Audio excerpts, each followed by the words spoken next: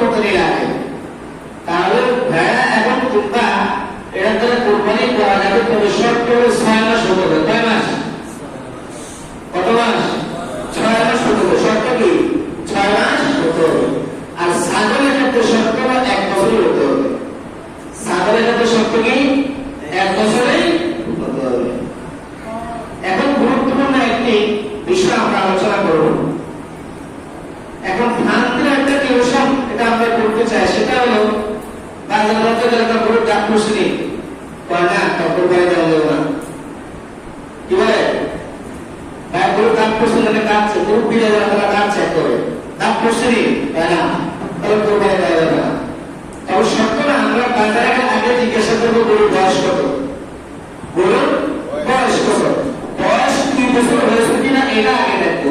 যদি বয়স 2 বছর হয় তাহলে এই প্রাণী আমরা কোরবানির জন্য নিয়ে আসবো। আর যদি বয়স 2 বছর না হয় তাহলে এটা নিয়ে আসবো না। দাঁত পড়ুক বা না পড়ুক, দাঁত পড়ুক বা না পড়ুক, বুঝা আসছে? কোরবানির প্রাণীর ত্রুটির কিছু বিষয় আছে। যে সমস্ত প্রাণী যারা কোরবানি করা যাবে না, যারা কোরবানি করবে আমাদের খেয়াল করি সবাই। কোরবানির পশু মোটা তাজা হৃষ্টপুষ্ট সুস্থ সম্পদ হওয়া উত্তম। হাদিস শরীফে আছে রাসূল সাল্লাল্লাহু আলাইহি ওয়াসাল্লাম বলেন, ইন্না আফদালাত তাহায়া আগলাহা ওয়া আসমানুহা। উত্তম কোরবানি হলো যা হৃষ্টপুষ্ট ও মূল্যবান হয়। অনেক সময় প্রাণী এমন দুর্বল হয়, এমন রোগ না হয় যে তার হাঁটার ক্ষমতা রাখে না, চলার ক্ষমতা রাখে না, সুখ না কাজের মতন গরু এটা কি না হাঁটি দেখা যায়, এই গরুটার কোরবানি হবে না। এই গরুটার কি হবে না? কোরবানি হবে না। যেসব পশু দ্বারা কোরবানি দেওয়া যাবে না, যেসব পশু দ্বারা কোরবানি করা যাবে না, যেমন 1 নম্বর হলো প্রাণী অনেক বেশি দুর্বল। আল্লাহ রাসূল সাল্লাল্লাহু আলাইহি ওয়াসাল্লাম হাদিস শরীফের মধ্যে বলেন, লা ইলাহা ইল্লাল্লাহি বাইনুন যালাউহা ওয়ালা বিল আওয়াহি বাইনুন আমরুহা ওয়ালা বিল মারিদি বাইনুন মারদুহা ওয়ালা বিল আফা'i আল্লাতী লা তুমদি। আল্লাহ রাসূল সাল্লাল্লাহু আলাইহি ওয়াসাল্লাম বলেন, এমন ঘোড়া জন্তু লেঙ্গা জন্তু যেটা দেখতে একদম স্পষ্ট লেঙ্গাই, এমন এক অবস্থা যে 3 পা দিয়ে চলে একটা মাটিতে লাগাইতে পারে না, হাঁটতে পারে না, এমনকি যে স্থানে কোরবানি করতে যাবে সেই স্থানে পর্যন্ত সে হেঁটে যেতে পারে না, এবং গরুদের কোরবানি করা যাবে না। বুঝে আসছেন? বুঝছেন সবাই? এমন গরুদের কি করা যাবে না? কোরবানি করা যাবে না। 2 নম্বর হলো এমন অন্ধ গরু, অন্ধ গরু যার এক চোখ কানা, এমন গরু দ্বারা কি করা যাবে না? কোরবানি করা যাবে না। বুঝা আসছে? অথবা এমন ঘৃণ জীর্ণশীল এমন গরু যার পাজের হাড্ডি সব দেখা যায়, এমন জীর্ণশীল গরু যার পাজের হাড্ডি পর্যন্ত দেখা যায়, স্পষ্ট পাজের হাড্ডি সব কিছু দেখা যায়, এমন গরু দ্বারা কোরবানি করা যাবে না। এমন গরু দ্বারা কোরবানি করা যাবে না। 2 নম্বর, শুরু থেকে একেবারে কিছু অঙ্গ এমন আছে যেগুলো 1/3 বা তার চেয়ে বেশি না থাকলে কোরবানি দেওয়া যাবে না। তবে 1/3 কম অংশ না থাকলে কোরবানি দেওয়া যাবে। যেমন কান, চোখ, নিতম্ব, লেজ। কান, চোখ, নিতম্ব, লেজ। জোড়া অঙ্গ প্রত্যেকটি পৃথক পৃথক অঙ্গ ধরা হবে। কান 2টা, একটা ধরা হবে। চোখ 2টা, একটা ধরা হবে।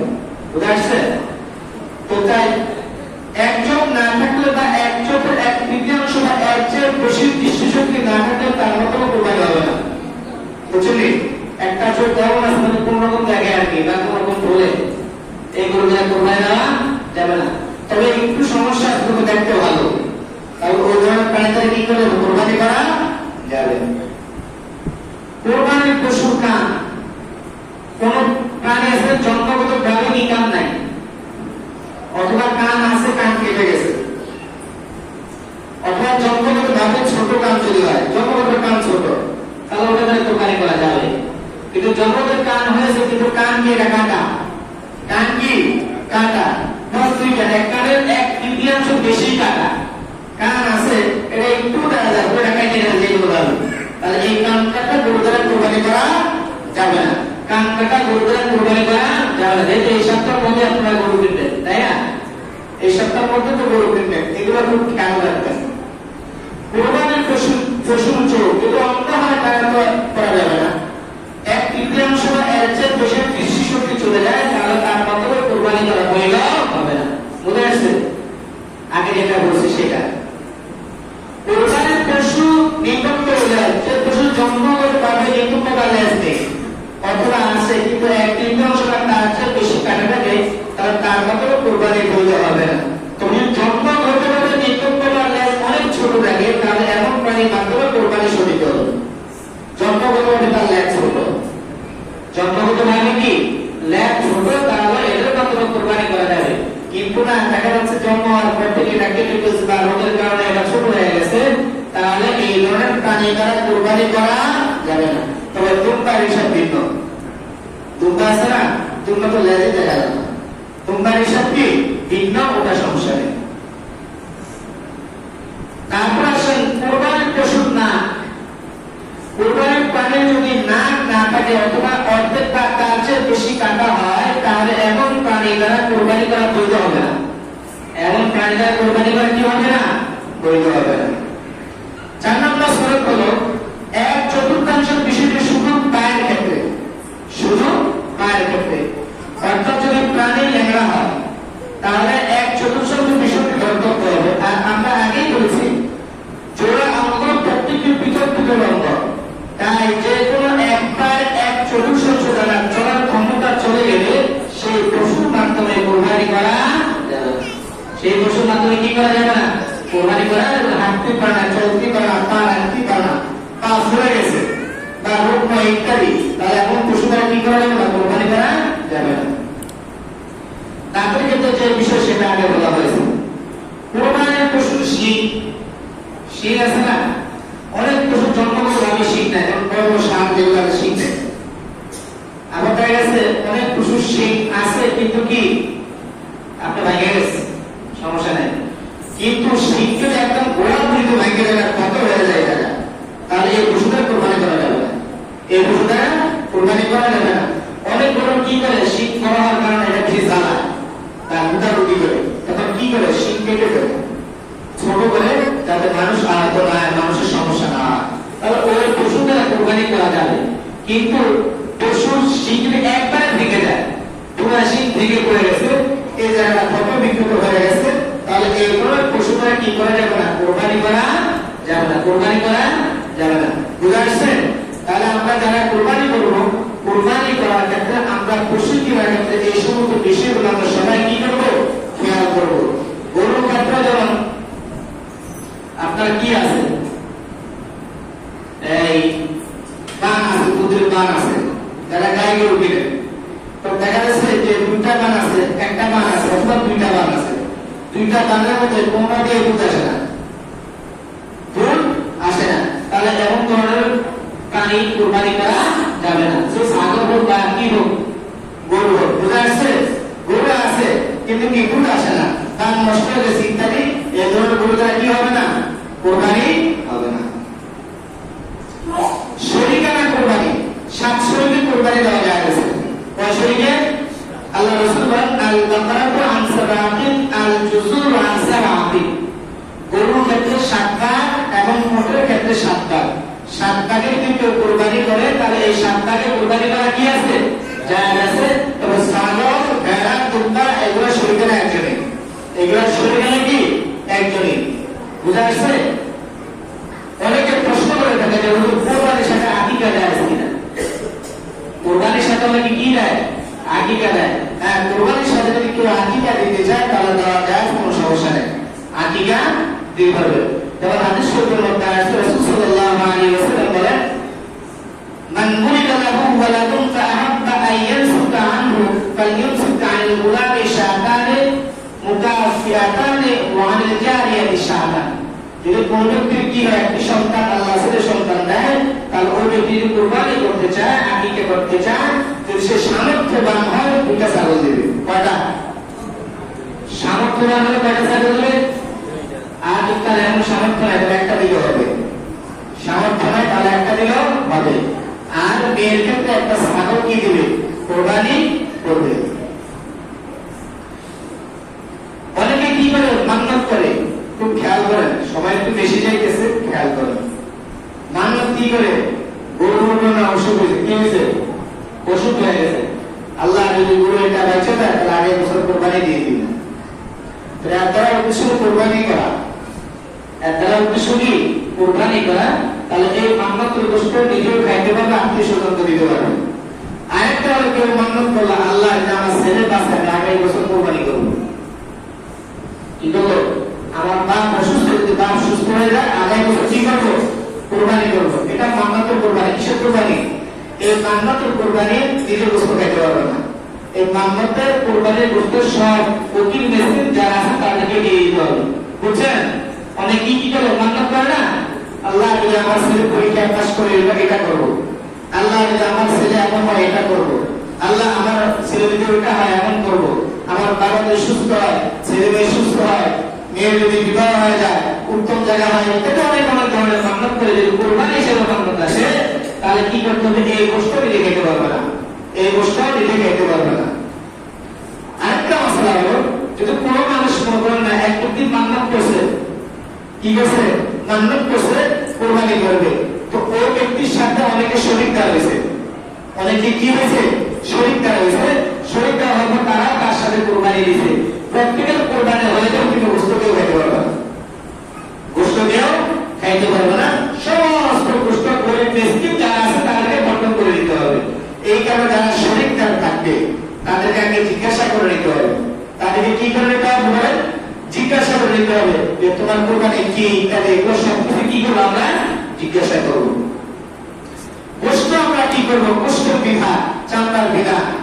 গোষ্ঠের ক্ষেত্রে নিয়ম হলো, যদি আপনি চান সব গোষ্ঠ নিজে রেখে দিতে পারেন, আর যদি আপনি চান সব গোষ্ঠ আত্মীয় স্বজনকে দিতে পারেন, তবে মুস্তাহাব একটি আমল হলো এক ভাগ নিজে রাখা, আরেক ভাগ আত্মীয় স্বজনকে দেওয়া, আরেক ভাগ হলো যারা আছে গরিব মিসকিন অসহায়, যারা বছরে একবার গোষ্ঠ পেতে পারে না, তাদেরকে গোষ্ঠ কি করে দেওয়া, বন্টন করে দেওয়া।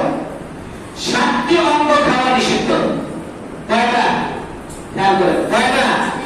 7টি অঙ্গ খাওয়া নিষিদ্ধ। যেমন প্রবাহিত রক্ত, 2 নম্বর পুরুষাঙ্গ, 3 নম্বর স্ত্রীলিঙ্গ, 4 নম্বর চামড়ার নিচে টিউমার মতো উঁচু গোষ্ঠ। চামড়ার নিচে করে টিউমার মতো বড় থাকে, থাকে না, পুজে এই সাইডে ইত্যাদি এমন কোন থাকে না, এটা খাওয়া যাবে, এটা খাওয়া নিষিদ্ধ। 5 নম্বর অন্ডকোষ, 6 নম্বর পিত্তকোষ, 7 নম্বর মূত্রথলি। এই ধরনের এই 7টি অঙ্গ এগুলো খাওয়া হয়ে যায়, এগুলো আমাকে না যায়, এগুলো খাওয়া কি না যায়, কিন্তু ফুটার রেফারেন্স আছে। সমাজের মধ্যে কিছু নিয়ম আছে যেটা আমাদের এগুলো এই সমাজের মধ্যে এগুলো নাই। কিছু কিছু অঞ্চল আছে যে নেতার কাছে নিজের কিছু অঞ্চলে তাদের কাছে দিয়ে দিতে হয়, কারণ তারা কি করে এগুলো বন্টন করে বিভিন্ন মানুষের মধ্যে দেখা না যায়, সেটা হারাম।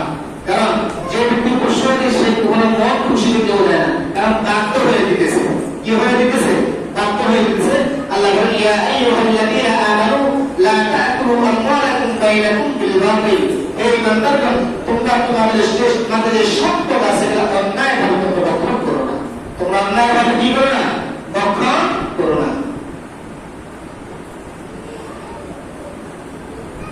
এই কারণে আমরা সবাই চেষ্টা করব যে উত্তম পশু কোরবানি করার জন্য, পছন্দের পশু কোরবানি করার জন্য। যখন আমরা গরু কিনবো, এটা আমার কাছে খুব ভালো লাগছে, এই গরুটা আমার কাছে খুব পছন্দ হয়েছে, এই গরুটা আমার কাছে উত্তম লেগেছে, তাহলে কি করবো, যদি আমরা দিলে কানে এই গরু দরকার 1-2 হাজার টাকা বেশি করে নিয়ে আসবো। কারণ আল্লাহ বলেছেন তোমার পছন্দ যে পশু এটা কি করো, কোরবানি করো। ইব্রাহিম আলাইহিস সালাম তিনি কোরবানি করেছেন, তিনি কি করেন, তার সবচেয়ে প্রিয় সন্তান ইসমাইলকে কোরবানি করেছেন, যাকে আল্লাহর কাছে খুঁজে দোয়া করে আল্লাহর কাছে নিয়ে এসেছেন। আল্লাহ 90 বছর বয়সে সন্তান দিয়েছেন, এই সন্তানকে আল্লাহ তুমি কোরবানি করো। এমন পছন্দ জিনিস কোরবানি করার জন্য বলছে। আরেকটা জিনিস বন্টনের ক্ষেত্রে বলে দিই, বন্টন কিভাবে করবেন। বন্টনের সিস্টেম হলো দাড়ি পাল্লা দিয়ে সমান ওজন করে কি করবেন, ভাগ করে দেবেন। মেপে দিয়ে দিবেন। আমাদের সমাজের মধ্যে কিছু বদখাস্ত লোক আছে, তারা কি করে গরুর আটটি পার করে আমি ফেলে আমার দিয়ে দেন না যায় কোরবানি সবার বাদ। কেউ যদি বলে হ্যাঁ আমার কই যাবো কেউ দিতে পারবে না, কোরবানি সবার বাদ। কেউ যদি বলে যে না আমি এই হামের অংশ করে আমাকে দিতে হবে, কলজা আমাকে দিতে হবে, ভুট্টা আমাকে দিতে হবে, বা কেউ কাছে ওরা এটা ভুলে রাখছে নিজে নিয়ে চলে গেছে, হ্যাঁ যায়। একটা কলজা ভুট্টা ছোট যদি সেটা হয় 7 টাকা হলে 7 টুকরা করে সমান সমান। কলজা যদি সেটা হয় সেটাকে 7 ভাগ করবে সমান সমান। কেউ যদি তাদের জোরপূর্বক বা ইত্যাদি কেউ যদি দিয়ে দেয় প্রত্যেকের কোরবানি শেষ। এই কারণে আল্লাহ রাসূল সাল্লাল্লাহু আলাইহি ওয়াসাল্লাম বলেছেন যে তোমরা আটখানা দিয়ে মেপে দাও যাতে কারো একটু বেশি না যায়। কারণ এই কোরবানি ক্ষেত্রে প্রত্যেকের হক এখানে রয়েছে, প্রত্যেকের হক এখানে কি রয়েছে। আরেকটা হচ্ছে নিজে কোরবানি, সেটা আলাদা বিষয়। নিজে গরু একটা দিয়ে দিল, নিজের ছাগল একটা দিয়ে দিল, সেটা কি আলাদা বিষয়। তবে বাকিদার যদি হয় 2-3 ভাগে দেয়, 5 ভাগে দেয়, 7 ভাগে দেয়, তাহলে এক্ষেত্রে নিয়ম প্রত্যেকটা অঙ্গকে সমান করে ভাগ করতে হবে। আল্লাহ আমাদের আমল করার তৌফিক দান করুন।